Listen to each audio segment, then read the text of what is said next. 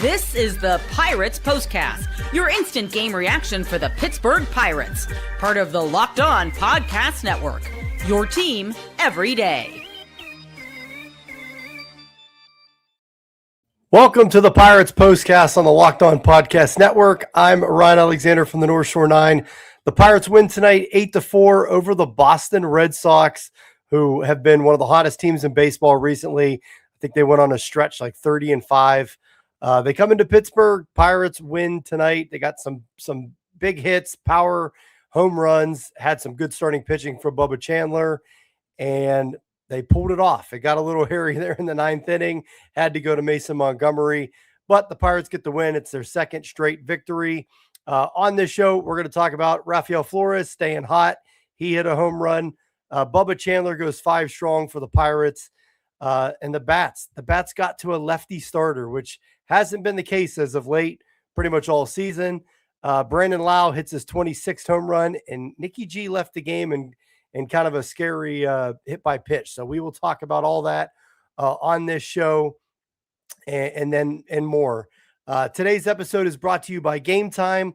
Download the Game Time app, create an account, and use code LOCKEDON for $20 off your first purchase.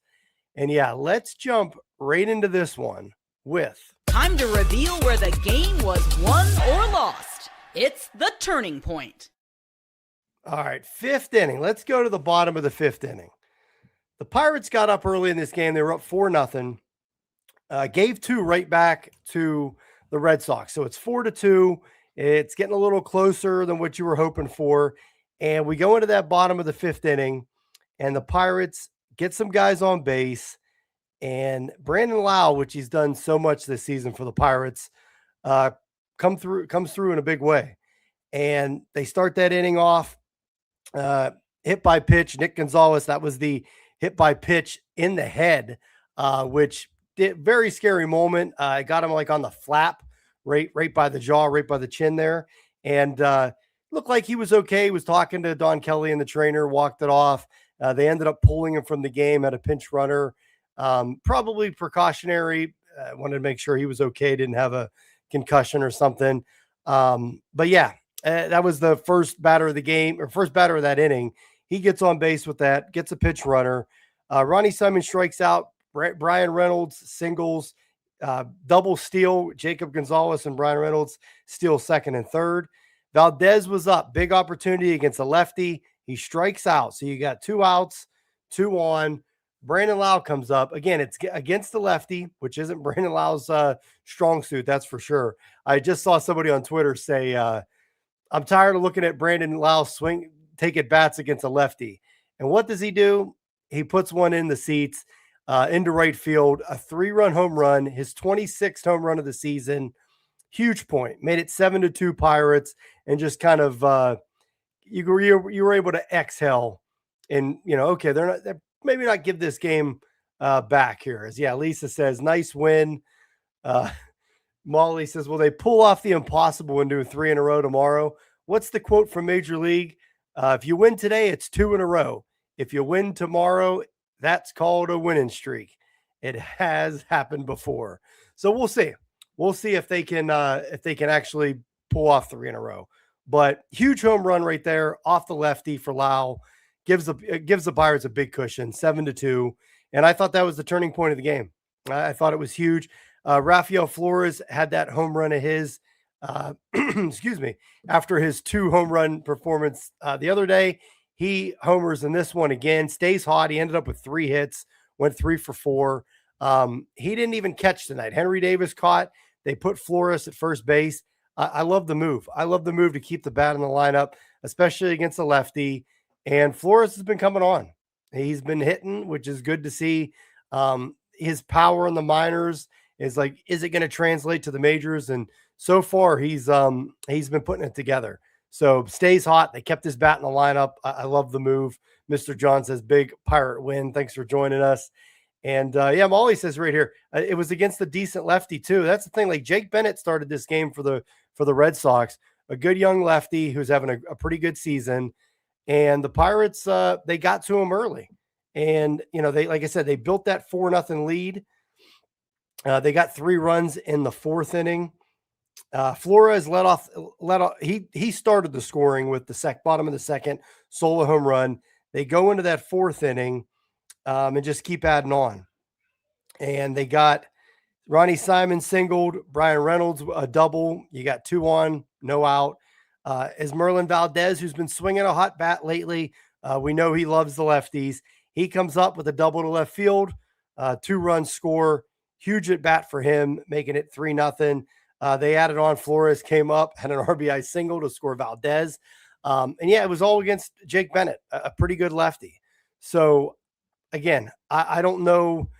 They've been pretty bad all season against the lefty. So I don't know if this is something just like a blind squirrel finds a nut every once in a while. I don't know if this is that situation or something they're working on, but they got some runs tonight. Bubba Chandler was keeping the Red Sox off the board, which against a pretty good lineup. And they get up 4-0. They added on, and they were able to hold them off in that game. But it's nice to see that they've been facing a ton of lefties too. They face a lefty and not tomorrow, but they'll be facing one Sunday in this series too. So again, you got to go up against a good Red Sox team against 2 lefties starting it off. And it was good to see them come around tonight. Are you buying back in yet? I'm not there myself. I still think that it's just kind of too little too late.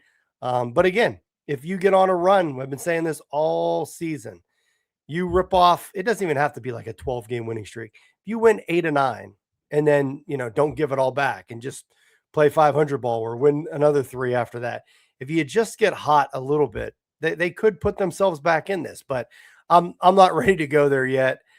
They've just been too inconsistent. But yeah, it was good to see the bats again.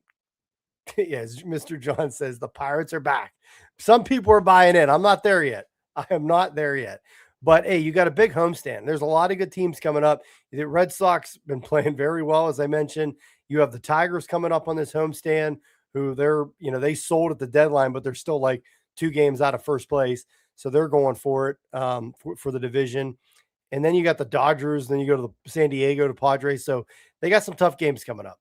But it was nice to see this at home against a good Red Sox team. And the Pirates pretty much handled them. Like, they had control of this game the whole way. So coming up, we will talk about Bubba Chandler and this bullpen, who it was kind of on lockdown, but made it a little interesting there in the 9th, and maybe a little bit of a managerial decision that I didn't agree with. So we will talk about all that and then some.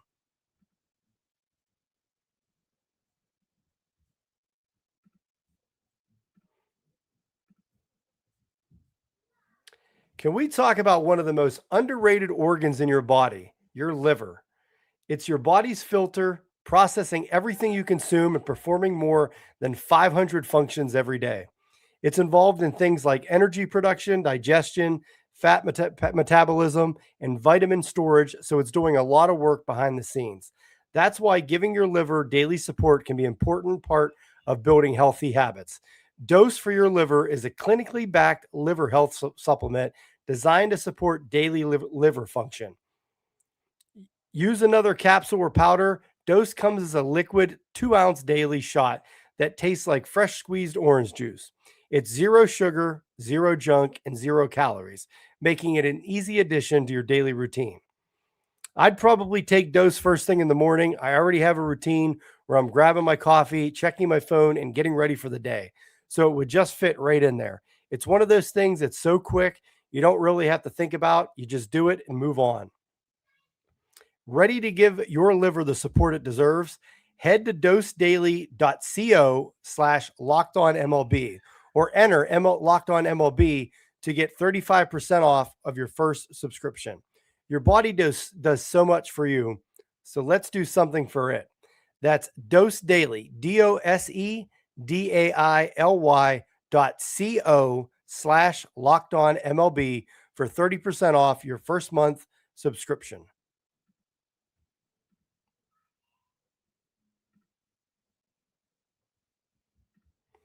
Before we get into today's show, it's time for the Everyday Icon, presented by Stance. As the official sock partner of Major League Baseball, Stance knows greatness isn't built in a single moment. It's earned over time through consistency, preparation, and showing up every day. That's why we're recognizing one player whose performance embodies those same qualities. This week's everyday icon is Rafael Flores, the Pirates catcher who started at first base tonight, went 3 for 4, had a home run, had a big 2 RBI single. He's been great. He's been hot this week and had 2 home runs in his last game, and he's the everyday icon if anybody could. The everyday icon is presented by Stance. Check out the Icon collection from Stance. Premium comfort, performance, and durability designed for whatever your day brings. Use promo code LOCKEDON at checkout for 20% off your purchase. Stance, the official sock partner of Major League Baseball. Learn more at stance.com.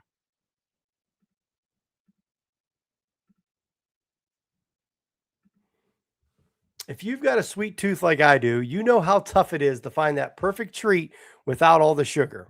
That's why the Fruity Rainbow 5-Hour Energy Shot brings that nostalgic flavor back in a whole new way.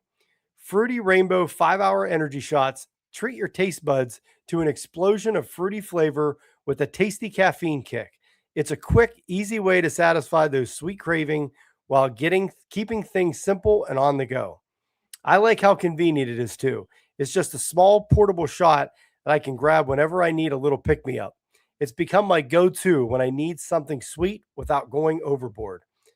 Get candy-flavored chaos with Fruity Rainbow 5-Hour Energy Shots, available online at 5hourenergy.com or Amazon.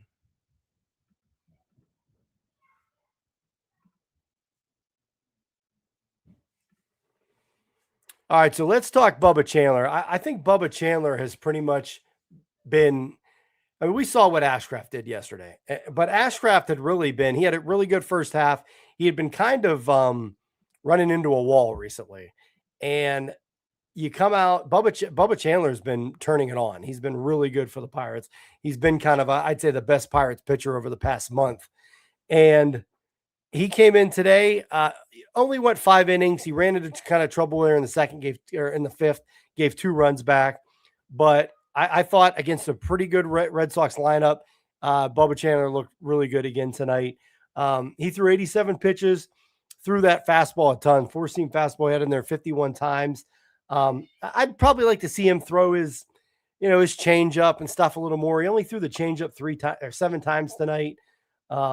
Mixed in a slider and a curveball as well, but he pumped that fastball in there. Wasn't really getting the whiffs. He had 22 swings, only got 2 whiffs on that. His curveball had a 40% whiff rate tonight. Two whiffs out of 5 swings. He had 5 strikeouts. Only gave up 2 runs and 87 pitches. If it's next year, he's got a couple years under his belt. He probably in there for a 6th inning. But they pull him. We've talked about these inning limits with the pitchers.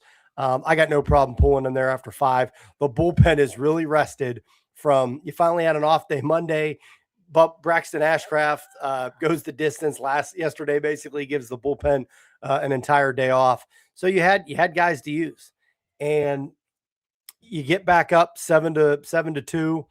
I'm fine pulling them and going to the bullpen. And that's what Don Kelly did. But Bubba Chandler's been really good recently. And I talked yesterday about Braxton Ashcraft and what he's done, what he showed yesterday and what he can be. Like that's his ceiling for sure. And he's lowered his ERA to 3.88. Bubba's down to a 4.23 after this start. These are 2 guys that, whether you probably aren't making the playoffs this year, these are seasons, full MLB seasons for Bubba Chandler and for Braxton Ashcraft. And to get that seasoning year underway at 130, 140, 150 pitches, it's huge. I think it's a huge step in their development. And you go into next year, hopefully Paul Skeens figures out what he's doing wrong and you have Paul Skeens back. But having Ashcraft do what he's doing and being more consistent next year, and then what Bubba Chandler's been showing, he's really maturing kind of in front of our eyes, as I've been saying.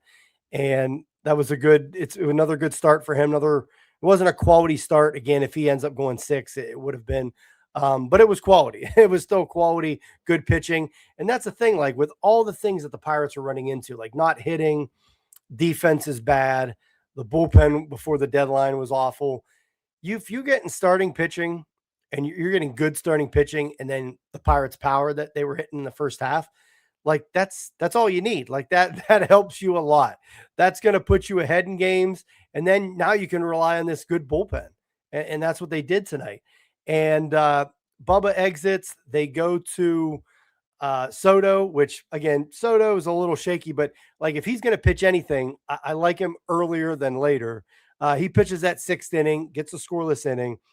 They bring Duvall in. He gives up a run. Again, they got some breathing room. The Pirates tack on a run late. There was an error. They bring him around to score. So it's 8-3. And Luke Weaver, his second appearance as a Pirate, they had to dust him off bring him out of the bullpen. He came in for the 8th, 1 strikeout, looked very good. Luke Weaver is just he was a great pickup. And I know we haven't gotten to use him because they've gotten blown out, and the couple games they did win were blowouts, but he comes in this one. I kind of thought this is the only critique I had of Don Kelly tonight.